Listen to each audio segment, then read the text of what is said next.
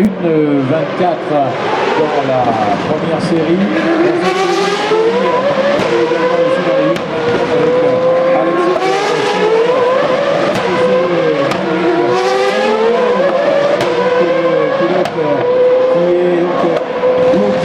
Sortie de la les pilotes qui sont juste dans la descente.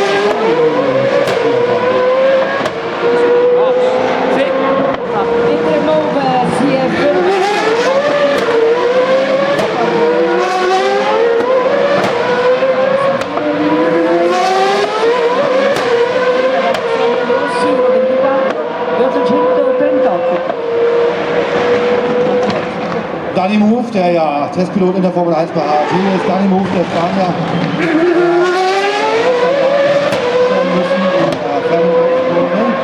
An der Spitze Alexander Rossi aus den Vereinigten Staaten, 1,24,7 seine Bestzeit. Platziert in der Meisterschaft, Jerry, der Dritte im Wagen mit der 24. Dann Kevin Magnussen auf dem dritten Rang zu finden im Wagen mit der Startnummer 1. Aber Magnussen ist da auf einer schnellen Runde, absolute Bestzeit in Sektor 1.